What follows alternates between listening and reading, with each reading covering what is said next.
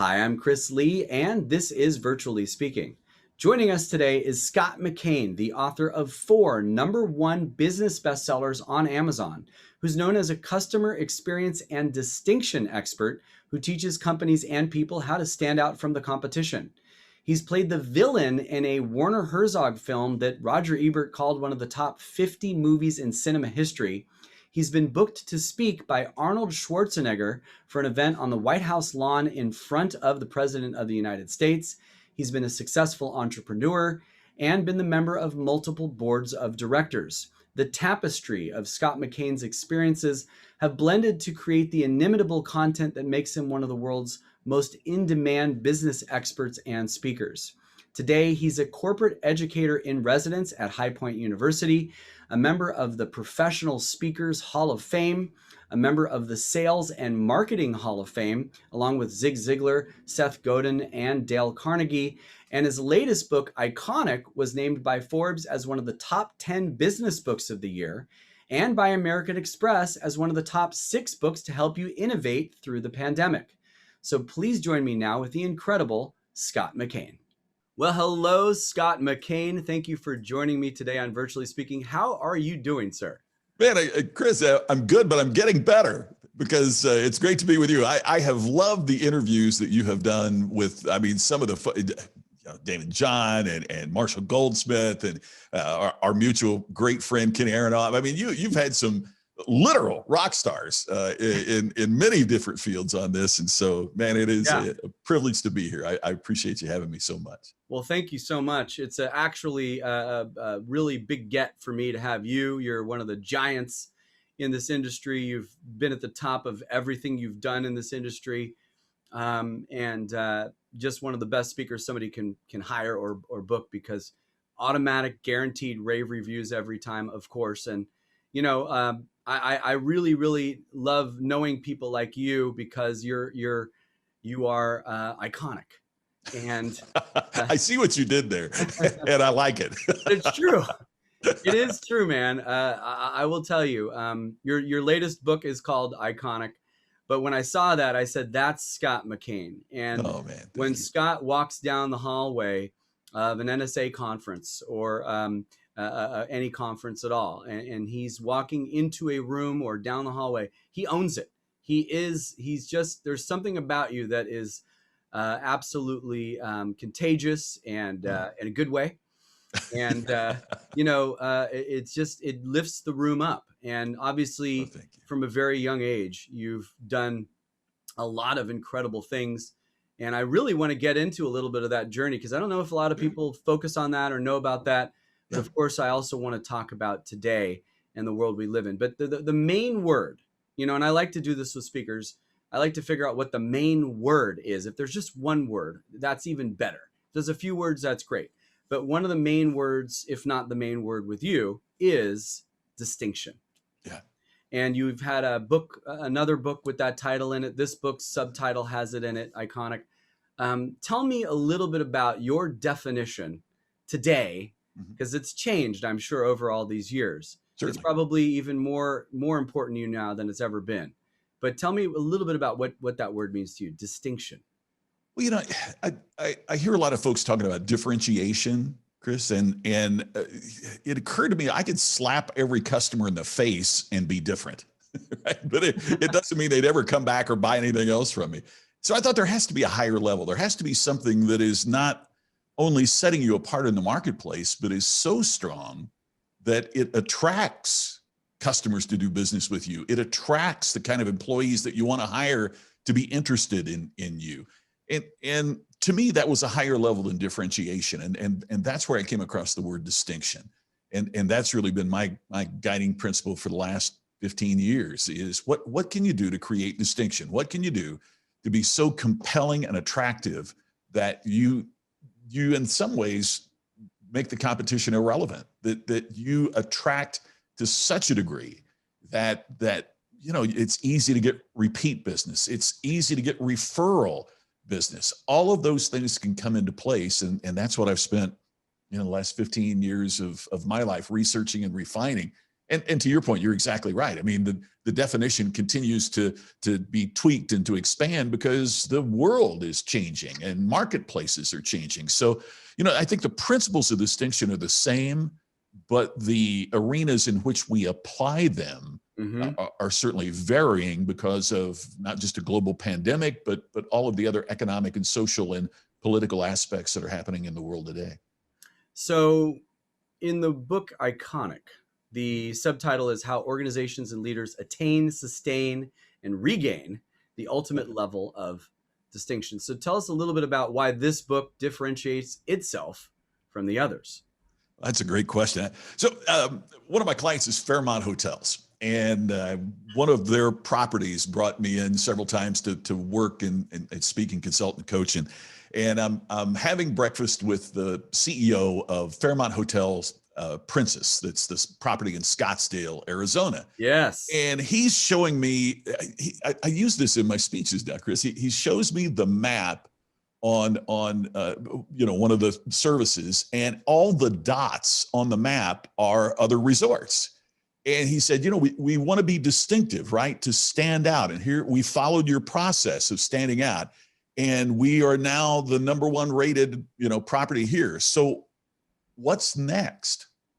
I'm like, I'd written on this book on how you get there, but I hadn't written anything on how do you keep it? Or if you lose it, how do you get it back? And he jokingly said, as we're sitting there eating breakfast, he said, I guess next will become iconic.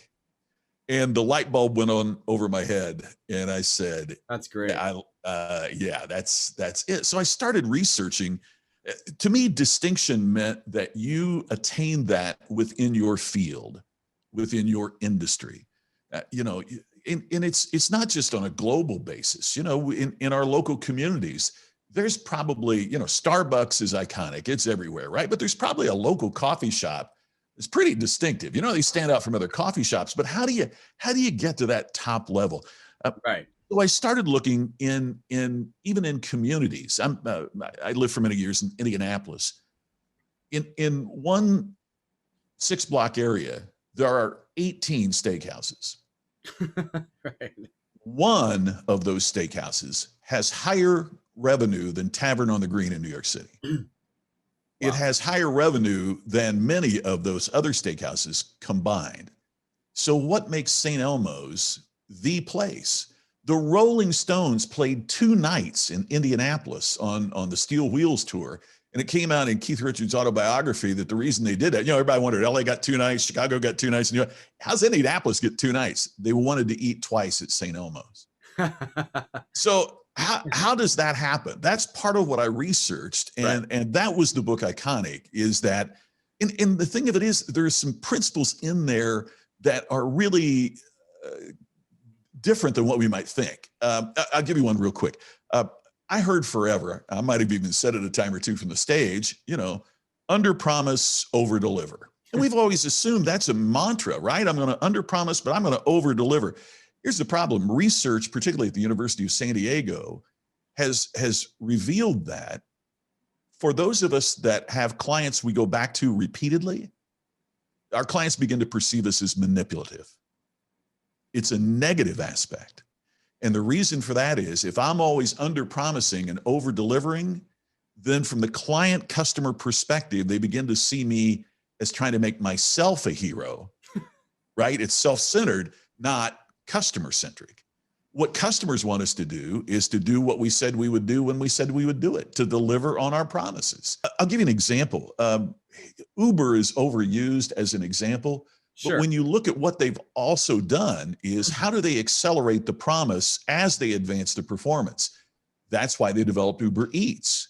There's also Uber Health, because they realized that one of the problems that senior citizens have is getting to their medical appointments. Yeah. So they devised a whole new way that they can do that even with flip phones. You don't even have to have a smartphone anymore to use that service. All the things that they're doing in terms of expanding connections. And there's part of the thing too. Iconic organizations broaden the view of who and what they are.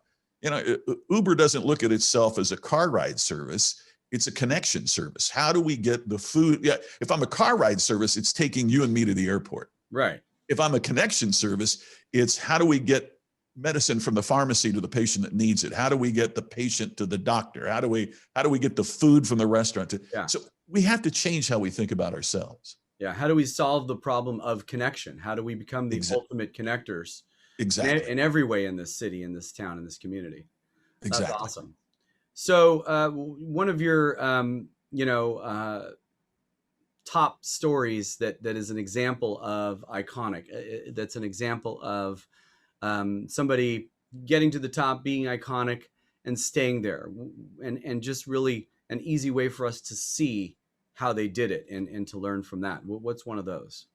There are so many examples that have become cliches, right? I mean, it's easy to talk about Apple and Southwest Airlines and all the things that everybody talks about, and that's why I kind of stayed away from that in the book, because we know Apple is iconic and we kind of know the story. But the example I used of St. Elmo Steakhouse is one of them. It was founded when I think it was Grant was president. Wow. But what all of the owners have done over the period of time, and it hasn't changed hands that many times, but particularly with the Hughes family that owns it now, is to protect the reputation as they deepen the connections. Let me give you a quick example. Employees there, waiters, servers there, are encouraged to look at it as a career, not as a part-time job. Awesome. Right? And so they have 401k plans, and they have all types of benefit plans. Every server has a business card. And at the end of your meal, they present you their business card and say, I hope you'll return. And when you return, I hope you'll ask for me as your server. Right. So now these servers have client lists, a client list, right? It's like I mean, Nordstrom's way. Exactly. They look at it like it's there. Like the line they said is, we want them to be intrapreneurs. In other words, have an entrepreneurial spirit inside our organization. Right. I just love that. One of the funny things they said is too, they have every year they honor their employees, and part of how they do it is they have a bottle of wine, and the vintage of the wine is the year that you started with St. Elmo's. And he said, little did I realize when I started this, we've got people here that started in, 79. The 79 Cabernet is not a cheap bottle of wine to present.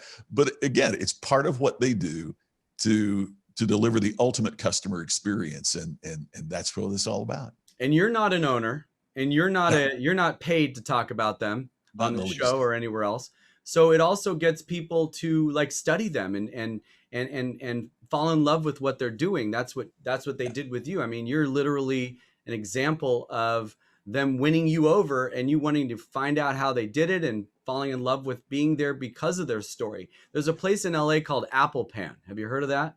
No, I haven't. Okay, because I know you lived in LA, and it's been around for, I think since 1950 or even maybe before that. And it's standing room only. It's just a little burger stand. It's cash only. They do millions of dollars a year. And all of their cooks and all of the people who work there have worked there for 20 plus years. And they bought, one of their chefs a BMW. And, you go in there and there's celebrities sitting at the counter who've been going there for years and years. It's this idea of, the story also, the lure, and really the caring and taking care of the community, which is places like that will be around forever. People will fight for them not to be torn down or get the rent raised on them, Yeah, it's so true. And that was part of the message of this latest book, is that, you and I both know there's so many folks that get up and tell the stories of these iconic companies, and there's so few of them. We tend to go back to the same ones over and over. Here's another story about Amazon, like you haven't heard any before, right? And so I wanted to find these others that were locally iconic or regionally iconic. The Fairmont Scottsdale Princess, was named #1 resort in the world. And after going through this iconic process, the general manager, the CEO that I was telling you about, was just named the #1 hotel executive in the world. Wow. By their industry trade association. So, it is something that you can do with one store or one business or one outlet, or it's a great process to follow regardless of the size of your organization. And the great thing about this topic of distinction and what you've always really talked about, differentiation as well, is it helps with your brand and your company, dealing with the consumers and reaching out to customers and keeping customers and clients. But it also works with people who are trying to get jobs. It Yep. also works with employees and how they're seen by potential employers or by their current employers. So, You're so right. Yeah. Well, I in mean, this the world we most live in important, now, there's a lot of people looking for jobs. yeah. And, the most important question that we can ask is, why would they choose me instead of another alternative? Right. Right. I mean, uh, we often think that an employer chooses us, or we think that a customer chooses us. And that's not the entirety of the situation. They choose us instead of the other viable alternatives that are out there in the marketplace. And so many times we go in and think, if I say the same thing and do the same thing as everybody else, I've got a chance to get this job. We're chosen for our differences, not our similarities. Now, obviously, there have to be baseline qualifications, but when I got on my knee and opened up that little jewelry box to propose to Tammy, my wife, I did not say, "Honey, will you marry me? You're exactly like every other woman I ever dated."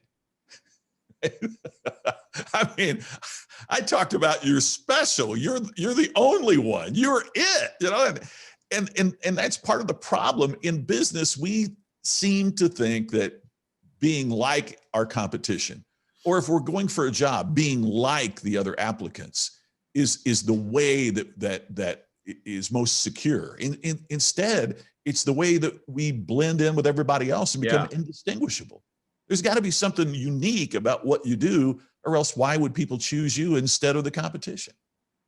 So what if people are having difficulty figuring out why they're unique? And how do they figure out what their iconic potential is, and what their, differentiating factor is? I mean, I think a lot of people don't have a lot of confidence in themselves. They don't see those special traits, and they miss out on their greatness. They miss out on their opportunity because they don't realize how great they are. How do they tap into how great they are and what makes them different and special? I think they have to drill into the uniqueness of their own experience. If there's anything I've discovered over a period of time, it's that we run from our own uniqueness. Yeah. Let me give you an example. Chris, I know that you're experienced as a drummer. You've been a drummer. So part of, if I were you talking, I know you're not going to do, but I mean, if you were going in to apply for a job, one of the things I would say is, here's the resume, but on the side, I've been a drummer. Now that should tell you, Miss Prospective Employer, a couple things. Number one is, very few drummers have solo careers, right? They're part of a team. Right. Right. And so you should know, from my experience as a drummer, that I know what it means to be a part of a team. I know what it means to get along with other people. I know what it means to be able to be a contributing part of a group. But the second thing is, if you know anything about drummers, they have to be consistent. I can't be playing one time and the band be performing another time. I can't be right on the beat for half the song, but be a little bit behind for and the they other have to half. be reliable. Exactly. And they have to be good leaders. And I know you're a drummer too, so don't try and pretend like I don't know that. Right. But okay, so now all of a sudden we've shifted the conversation from what my GPA was, and how long I stayed at my previous position, into strengths that make me unique in the marketplace. Right. And that's what we have. Again, we are attracted because of our differences, not just our similarities. Yeah. So it's finding those unique aspects that we can bring forward. Now, think about that. After they've interviewed 20 people and they're trying to decide who they're going to bring back for the second interview, I'll guarantee you somebody would probably say, "Yeah, remember that drummer? Yeah. Gosh, what he said was really unique, was really different. We need to find out more about him and talk to him again." Right. Which is what you're looking for at that point. Yeah. And it's a little bit of a cool factor too, right? Yeah, You're sometimes looking for a cool factor. What makes you different, but also, did you do something cool, getting here? And that is such a perfect segue, because I really wanted to ask you about you. I mean, I actually want to ask a lot of speakers this question. I either forget to, or I just don't feel like I feel comfortable doing it. Or sometimes it's obvious, but with most people, it's not obvious. And so, how did you get here? How did you get to be a guy who gets to talk about differentiation. What makes you so special? What did you do as a young man that got you into the world of success? And I think it was entrepreneurialism that really is where that kind of this topic started for you, right? Well, I grew up in a very rural community in southern Indiana, just north of Louisville, Kentucky. When you hear the John Mellencamp old song, "I was born in a small town," well, I was born in the same small town. John used to play our middle school dances. Now, the funny thing was, where I grew up, I was born in Seymour, grew up 15 miles south in Crothersville, Indiana. So we looked at that town that John was from as the big town. My town was so small, we thought the small town was big. That's funny. My folks owned the one grocery store in the town, and then a supermarket came in to our community. And, I look back now at the things that my dad did to survive and to thrive. And he didn't attend business seminars. He didn't hear, professional speakers.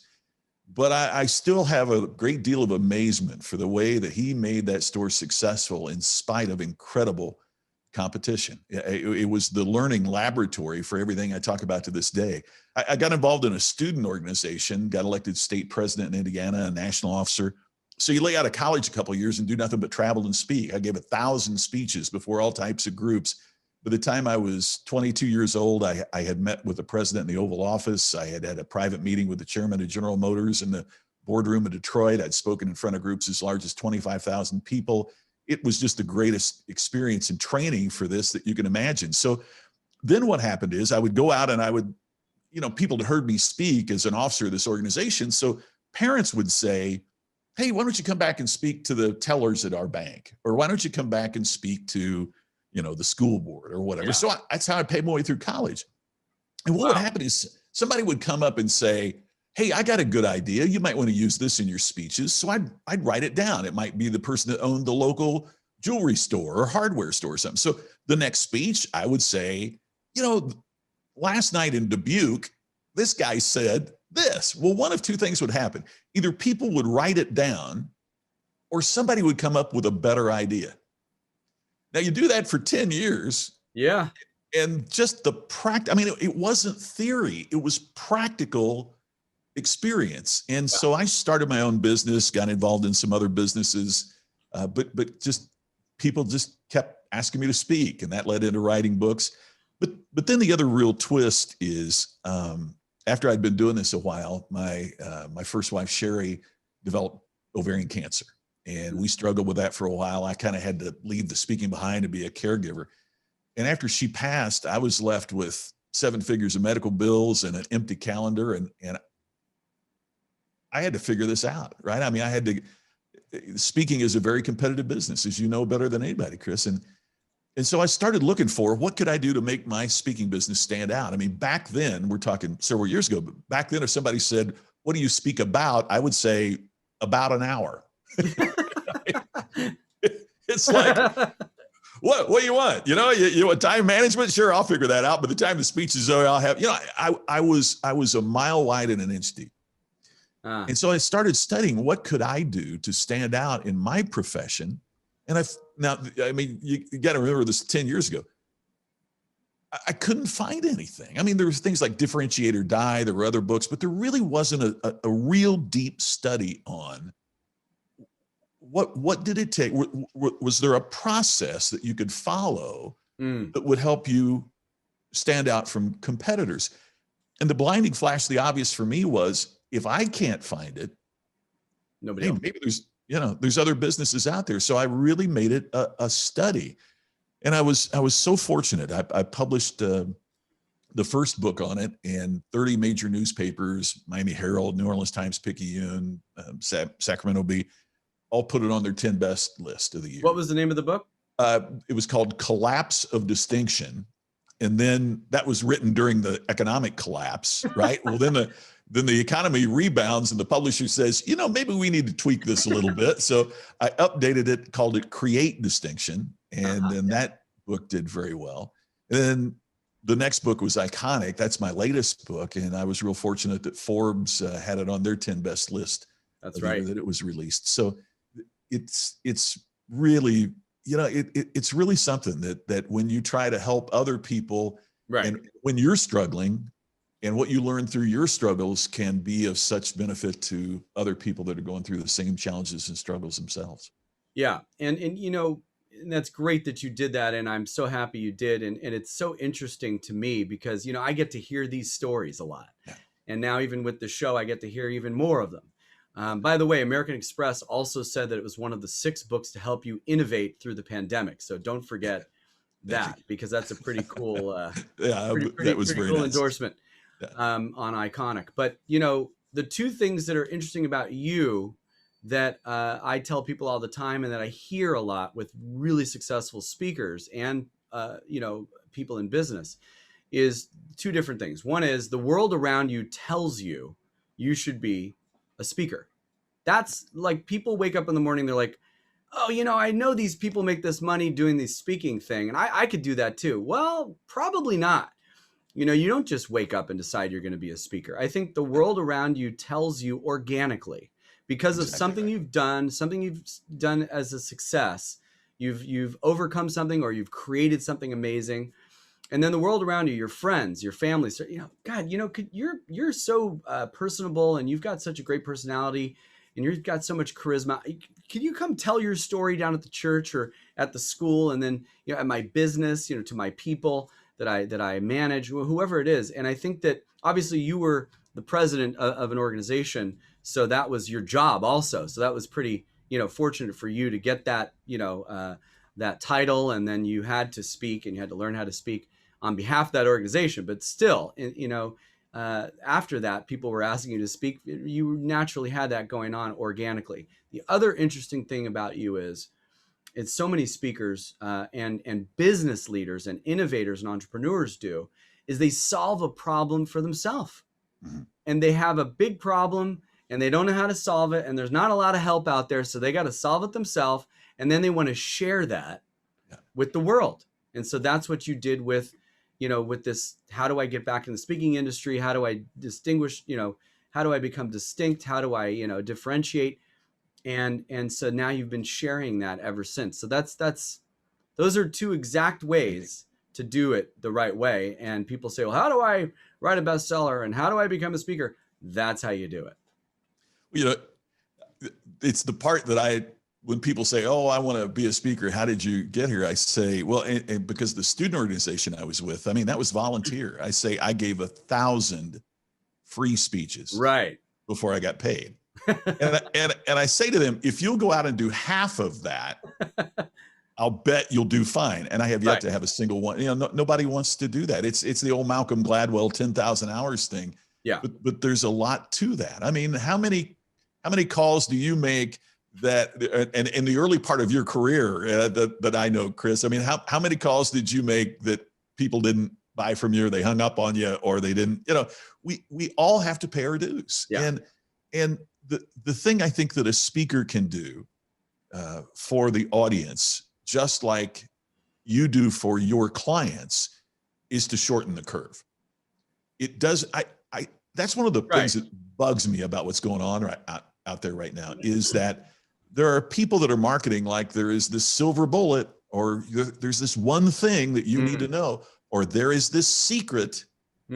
Hey, in the age of the internet, in the age that we're in with social media, if it was a secret, it won't be a secret anymore, right? We're not keeping it. There's no one thing. It is discovering a process and helping people work through that process to get them where can they get there? Absolutely they can. But it seems to me my job as an author speaker is to shorten the curve, to tighten it up so that you're not doing unnecessary things. There's not wasted motion, so to speak. You do the same with your clients. There's a plethora of speakers out there. And part of what you do so well is to help get the focus and narrow the focus and make the right choice so that they don't make mistakes. There's no wasted motion. Yeah, it's saving people from doing some work that they shouldn't have to do also, and helping them tighten that up, like you said. Well, and one of the things, whether it's in booking speakers or in buying cars or whatever it might be, we need experts, consultants. We need experts. We need coaches, right? Because Yugo made ads that made the Yugo, if you remember that from a million years ago, look pretty cool. It was a piece of junk, right? I mean, there is one, will remain nameless. This happened a few years back. There was one speaker that had the most incredible demo video that you can imagine. It was phenomenal. It was 8 minutes long and it blew you away. Right. But somebody I know booked that speaker. And I said, well, how did they do? He said, well, we booked him for an hour keynote. Okay, how did they do? He had 8 fabulous minutes. Right. The other 52, now see, but they didn't talk with a bureau. They didn't talk with somebody like you, Chris, that could, and we all need that, whether it is in booking a speaker, or how do I stand out from the competition, or how do I hire more effectively? I own the federally registered trademark on the term ultimate customer experience. How do we connect with our customers more effectively and in a distinctive manner? Right. We need help with those things. And that's hopefully, the service we can all bring. Yeah. And that kind of brings me to my final point, which I know our time is just like went away so quickly. Blown by. Yeah. It's we're having too much fun, but right now we're in the pandemic. We're in a new world. We're in a new year, and so my question to you is, this is really a time, like I said before, people are trying to get new jobs. They got fired, they lost their companies, they got furloughed, whatever it is. People are looking for new jobs, and also people are looking for customers. People are looking for clients. People are looking to rebuild their business. So distinction is really more important now than it ever has been. Yeah. I mean, it's almost like you've been practicing for this moment your whole career, Scott.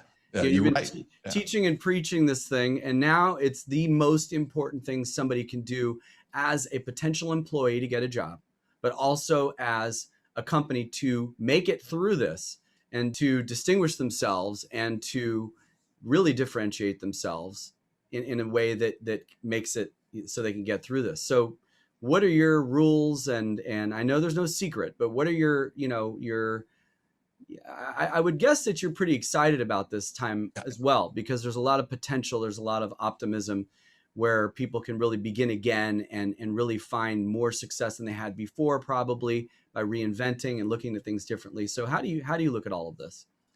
I'm going to give you the 4 cornerstones of distinction very quickly, Chris. Number 1 is clarity. We got to be crystal clear about what separates us from the competition. Our customers are buying the destination and we're selling them the plane. You know what I mean? It's like we want to unload on them everything that we can do, as opposed to the one core thing that is truly important and unique to us. But once we center on what our clarity is, which by the way is the hardest of the 4 to get to, that core clarity, then we want to do creativity. Creativity doesn't mean we blow everything up and throw everything out and start over. It means we find this one innovative approach. You look at enterprise rental car, it's the same Ford you get from Avis and Hertz. There's 0 product variation, but they had the idea, hey, what if we brought the car to you? What if we picked you up rather than made you come get the car? Biggest in the industry now, not because the product's better. They found one point of innovation. So creativity second. Third is communication. We are a society that we're story junkies. But yet I go on websites and you click on the website where it says our story and it's the resume. Your resume is not your story. You tell a story. You put in a narrative about how a single customer benefited from the service or the product that you have. And then the fourth is the customer experience focus. It's focusing on what's it feel like to do business with us? How does this make us feel? The Maya Angelou quote has been, said a million times, but it's so true. People remember how you make them feel. And we don't focus enough on the experiential aspect of doing business with us. So when we have clarity and creativity, communication through narrative, and a customer experience focus, we are doing the process that it takes to make us distinctive in a hyper-competitive marketplace. If you were going in on an interview right now, I mean, I on LinkedIn, I'm seeing so many people are furloughed and out of a job. So I think this is a great question for you to help us all with. If you're going in on an interview right now, how would you differentiate yourself when you get to that live in-person conversation with somebody on Zoom or on a phone call or in person? but what would you be thinking that whole time? I don't want to be blending with the crowd, like you've said before. Right. But what else? Most interviews, and HR executives I talk to are almost unanimous in saying this. In most interviews, it is employee focused, prospect focused. Here's my qualifications. Here's what I have done. Here is why I'm the right person for the job. The old cliche is, describe your biggest weakness. I just work too hard. I just care too much, right? I mean, instead I would flip that. And if I was being interviewed, I would try to change the situation a little bit. Say, of your most successful current team members, would you describe for me what makes them so successful? Because I want to make certain that my strengths play to what you're looking for. Wow. I would keep it focused on how I could serve them. I would also talk about the research that I had done. I understand that one of the challenges that you face is the growing, so it's all focused on them and why you'd like to help them, not why they should hire you. Yeah, and that's the same thing companies need to do with their consumers and with their customers that they already have and the ones they don't have. Put yourself in their shoes and figure out what they want. So absolutely that's amazing. Well, Scott, all I can say to you is this has been way too fast. I feel like we just got started, and I know we've pretty much done a full length interview here, but I wish there was another hour, because I know there's so many stories that you can share because you're such a great storyteller and you're such a fun guy to talk to. But I'm wondering, leave us with something as you're thinking about the future. You've been through a bad time. You've been through losing your first wife and going through that recession. I think it was around the same time when that all happened. So you had to rebuild and look anew. And I know a lot of people are feeling down and kind of not as optimistic as the rest of us about how this is going to end up and how the future looks. So how are you looking at right now the future? Are you excited? Are you unsure? Are you conservative about it? How are you feeling about it? Leave us with that.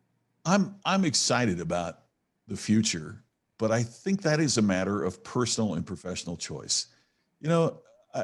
I heard this audio many years ago of Jim Rohn, and I never realized how powerful it was until it happened in my life. I mean, when I'm dealing with a terminally ill spouse and no business or income because I've got to be the caregiver, it was the winter of my life. Right. And I heard this quote that, after every winter comes spring, and it happens every time.